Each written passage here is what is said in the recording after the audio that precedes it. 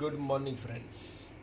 હું મેહુલ સાગર શિવમ વિદ્યાલયમાં આપનું હાર્દિક સ્વાગત કરું છું. મિત્રો, આપણે લાસ્ટ લેક્ચરમાં જે શીખ્યા હતા એ જ વસ્તુને રિપીટ કરવાની છે, પરંતુ થોડાક અલગ અંદાજમાં, થોડીક અલગ બાબતોમાં. મિત્રો, મેં તમને લાસ્ટ લેક્ચરમાં એવું કહ્યું હતું કે ચેપ્ટર નંબર 3 એ ખૂબ જ અગત્યનું, મહત્ત્વનું અને ભારપૂર્વકનું ચેપ્ટર છે. શું કામ કહ્યું હતું એ હું તમને ધીમે ધીમે તમને બધું સમજાઈ જશે. છેલ્લા લેક્ચરમાં આપણે સંચય આવૃત્તિ વિતરણથી વધુથી ઓછા પ્રકારનું આવૃત્તિ વિતરણ તેના વિશે આપણે ભણ્યા હતા. હવે આપણે આજના લેક્ચરમાં જે ભણવાનું છે તે એવું જ કંઈક છે. અહીંયા થોડું આપણે વિડીયોના માધ્યમથી ભણીએ છીએ એટલે સમજાવવું થોડુંક અઘરું પડે છે અને એટલો લાંબો લેક્ચર લઈ શકાય તેવી પરિસ્થિતિ નથી હોતી. એટલે આપણે એક થોડી બીજી મેથડથી અને ઝડપથી કરી શકાય તે મેથડથી મેં અહીંયા વર્ક તૈયાર કર્યું છે.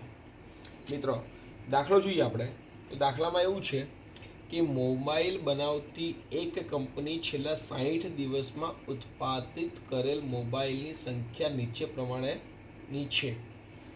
તેને 10 વર્ગોમાં વિતરિત કરો. કેટલા વર્ગોમાં? 10 વર્ગોમાં વિતરિત કરો. મિત્રો, આપણી પાસે અહીંયા જે આપેલા છે આંકડા એ માહિતી છે અવર્ગીકૃત. કેવી માહિતી છે? અવર્ગીકૃત. તો આ અવર્ગીકૃત માહિતીને આપણે પહેલા વર્ગીકૃત કરવી પડશે. એટલે કે માહિતીનું શું કરવું પડશે? વર્ગીકરણ. અને આના આગલા 2 દાખલામાં આપણે માહિતીનું વર્ગીકરણ શીખ્યા. માહિતીનું વર્ગીકરણ કરવા માટે આપણી પાસે 2 મેથડ છે. એક અસતત અને બીજું સતત. જ્યારે માહિતીનો વિસ્તાર ખૂબ નાનો હોય ત્યારે અસતત આવે અને માહિતીનો વિસ્તાર ખૂબ મોટો હોય ત્યારે શું આવે છે? સતત. સતતમાં પાછા 2 પ્રકાર છે. એક અનિવારક અને બીજું છે નિવારક. મિત્રો, આ બહુ અગત્યના મુદ્દા છે. તમે તમારા ટેક્સ્ટબુકમાં એક પોતાને વાંચજો, લખજો અને સમજજો કે આ પદ્ધતિ શું કહેવામાં છે. કારણ કે દરેક વસ્તુ માટે અલગ ટોપિક છે, દરેક વસ્તુ માટે અલગ સમજણ છે. બસ આ જ વિદ્યાર્થીને ઓછું આવડતું હોય છે, સમજવામાં ડિફિકલ્ટી થતી હોય છે. તો અઘરું નથી, ખાલી આની પ્રેક્ટિસ કરવાની છે અને આને ધ્યાનપૂર્વક વાંચવાનું છે અને સમજવાનો પ્રયત્ન કરવાનો છે. તો આ માહિતી અવર્ગીકૃત છે. કોઈ પણ માહિતી શરૂઆતમાં અવર્ગીકૃત જ હોય. આપણે તેને શેમાં કરવાનું છે? વર્ગીકરણ કરવાનું હોય છે. વર્ગીકરણ 2 પ્રકારે થઈ શકે, અસતત અને સતત. અને જો સતત કરવાનું થાય છે તો એમાં 2 પ્રકાર થઈ શકે, અનિવારક અને નિવારક. તો પહેલા જોવું પડે, વર્ગીકૃત કરવા માટે પહેલા જોવું પડે માહિતીનો વિસ્તાર. માહિતીનો વિસ્તાર નાનો હોય તો અસતત અને માહિતીનો વિસ્તાર મોટો હોય તો સતત. તો આપણે આમાં જોઈએ આર બરાબર શું થશે? આર એટલે કે વિસ્તાર, રેન્જ. XH માઇનસ XL એટલે કે સૌથી મોટું અવલોકન માઇનસ સૌથી નાનું અવલોકન. અહીંયા સૌથી મોટું અવલોકન છે. સૌથી મોટું અવલોકન કેટલું થશે? તો કે 1000 ને, કારણ કે 1000નો મુદ્દો છે, અહીંયા 1000થી ઉપર છે, 1075 એટલે કે 1075 માઇનસ સૌથી નાનું. તો સૌથી નાનું કેટલું છે? તો 100ની લાઈનમાં આવે છે એ પહેલાં જોઈ લો. બધા આંકડા 100થી ઉપરના છે.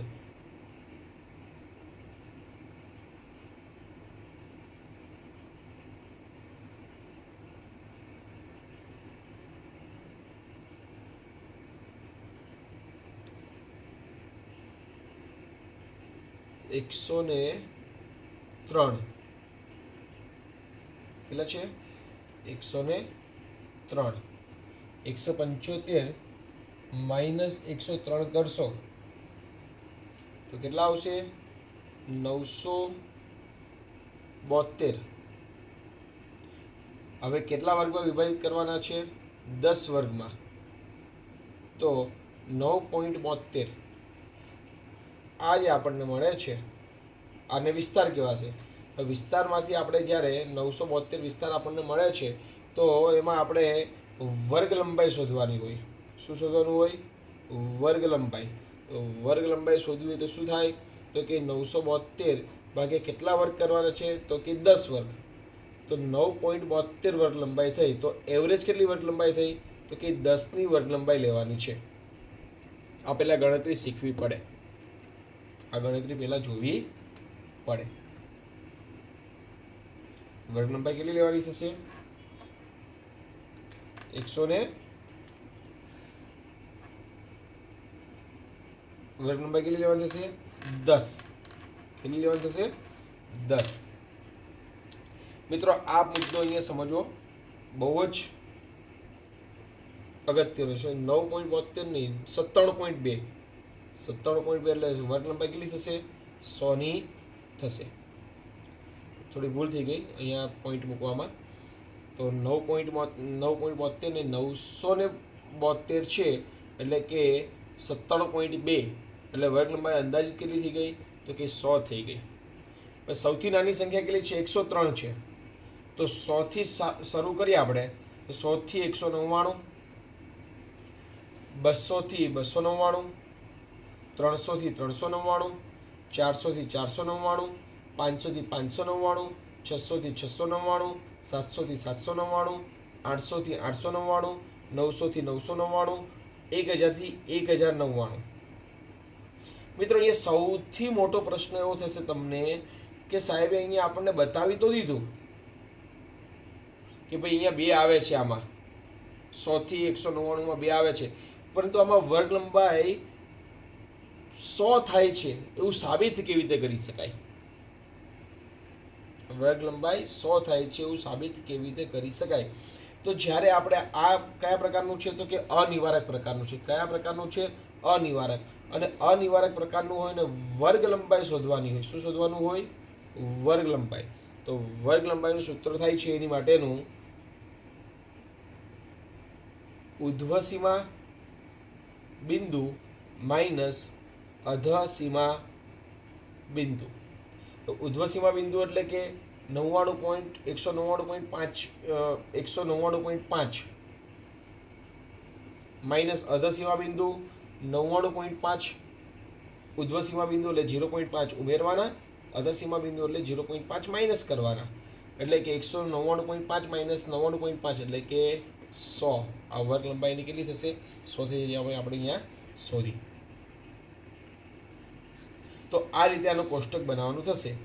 699 કેમાં આવશે? તો 699 600થી 699ની અંદર આવશે. તો અહીંયા આપણે એક લીટો કરીશું. પછી 380 તો 300થી 399ની વચ્ચે આવશે. એ રીતે આપણે આખું કોષ્ટક બનાવીશું. તો વર્ગ અને તેની આવૃત્તિ આપણને મળી જશે. ટોટલ કેટલી થશે? 60. પરંતુ અહીંયા આ તો આપણે એક નાનો એવો દાખલો છે આપણી સામે. પરંતુ અહીંયા વધારાનું શું આપ્યું છે? તો આવા આવૃત્તિ વિતરણ પરથી થી ઓછા તેમજ થી વધુ પ્રકારનું આવૃત્તિ વિતરણ તૈયાર કરો. આવું આપણને કહેલું છે.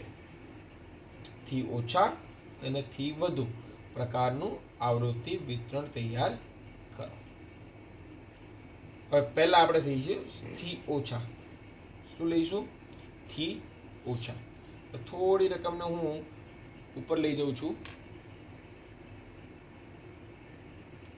અહીંયા થી ઓછા થી વધુમાં તમારે કોઈ લાંબી લપન છપ્પનમાં પડવાનું નથી. તમારે એલ યાદ રાખવાનો. શું યાદ રાખવાનો? એલ. એલ એટલે કે અહીંથી સ્ટાર્ટ થાય. ક્યાંથી? તો કે અધસીમાથી સ્ટાર્ટ થાય. પહેલા વર્ગની અધસીમાથી સ્ટાર્ટ થાય અને લાઈન સીધી લાઈન આવે અને છેલ્લા વર્ગની ઉર્ધ્વ સીમાએ પતે. તો જો અહીંથી સ્ટાર્ટ કરો, અહીંયા આવો એટલે એલ બને છે. એલ યાદ રાખવાનો, મારી મેથડમાં આવે છે. આવી કંઈ તમને ટેક્સ્ટબુકમાં નહીં જોવા મળે. આ સમજાવવા માટે વિદ્યાર્થીને ઝડપથી સરળતાથી સમજી શકે એટલા માટે મેં આમ સમજેલી એક મેથડ છે, એ મેથડથી હું તમને સમજાવું છું. એલ બનાવવાનો, અને અહીંયા શું છે, ઉર્ધ્વ સીમા અને અધર સીમા છે ને, તો આપણે એને જ ધ્યાનમાં લેવાની, બિંદુઓને ધ્યાનમાં લેવાનું. અહીંયા થી ઓછા એટલે પહેલો વર્ગ 100 છે, તો અહીંયા લખવાનું 99.5 ઓછા. પછી બીજું 200, તો 199.5 ઓછા. પછી ત્રીજો 300, 299.5 ઓછા. પછી 400, 499.5 ઓછા.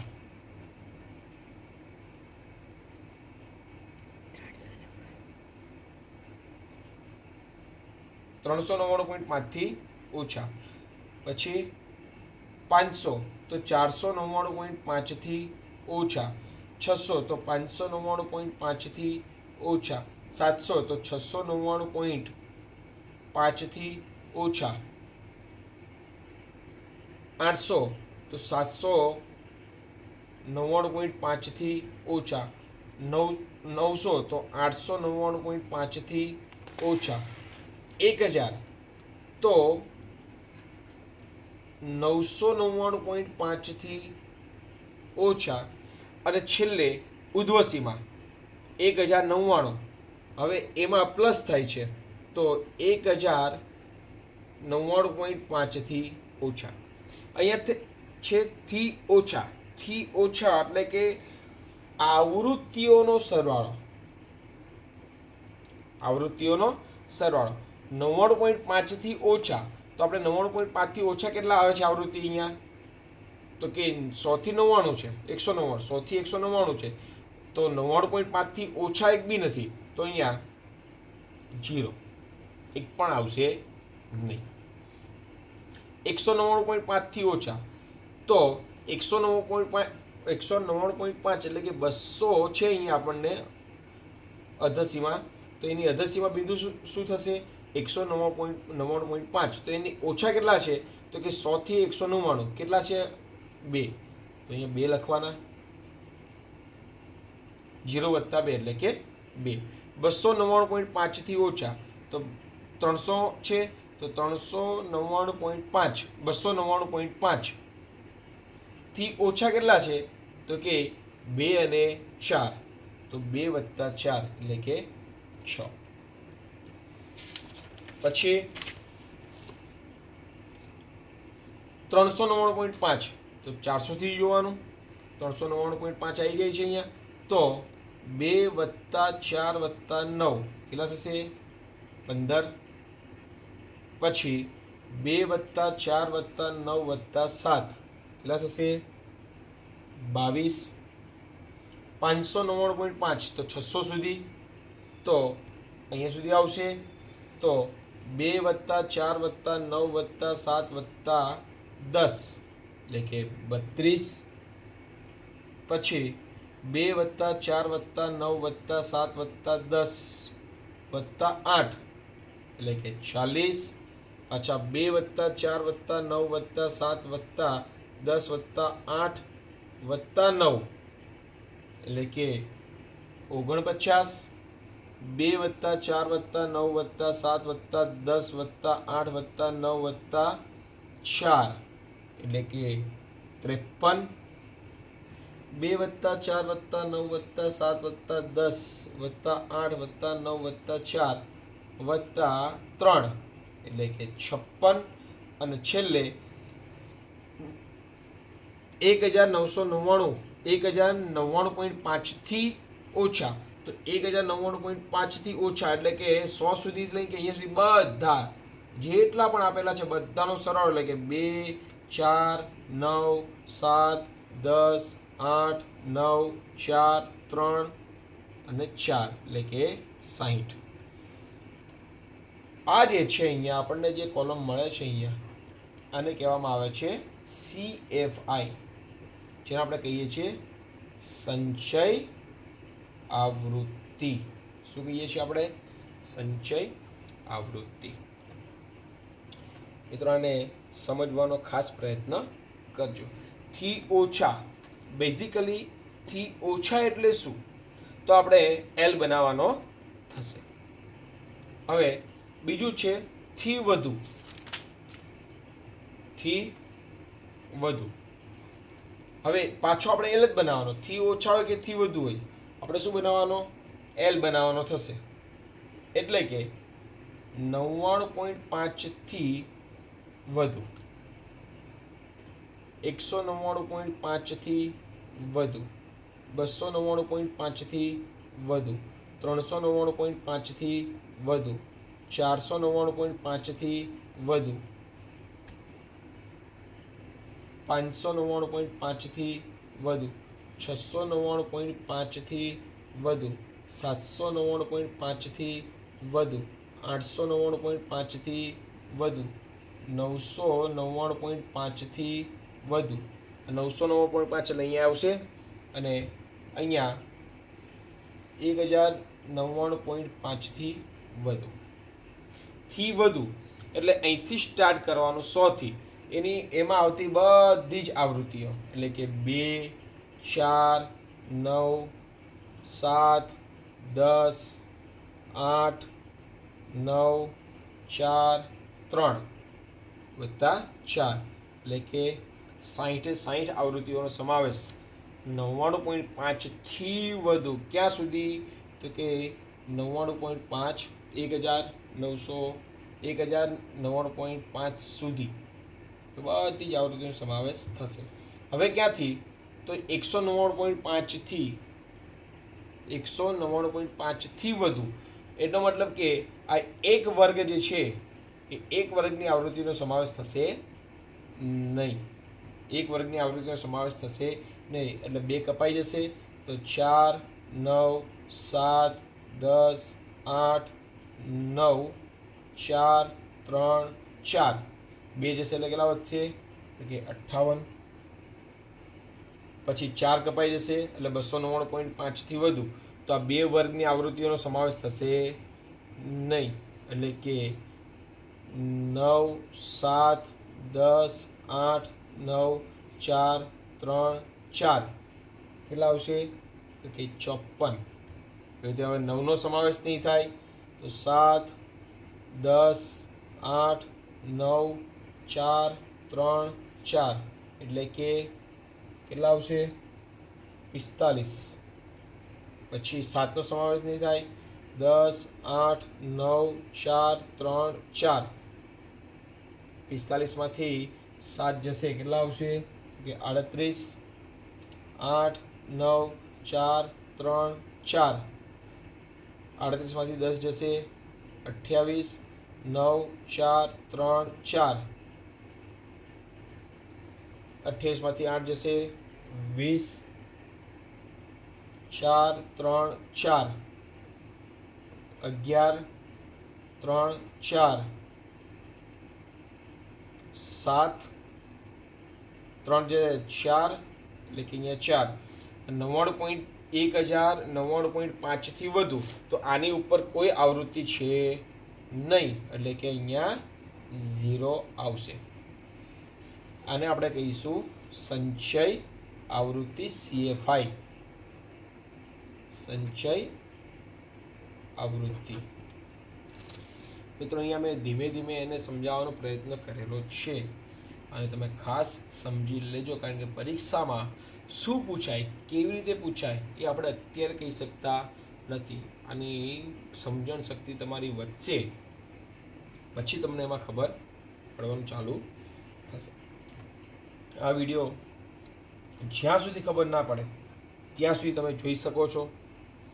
કોઈ પ્રશ્ન તમને ઉદ્ભવે છે તો તમે મને મારા મોબાઈલ નંબર ઉપર ફોન કરી શકો છો અથવા તો પર્સનલમાં વોટ્સઅપ કરી શકો છો.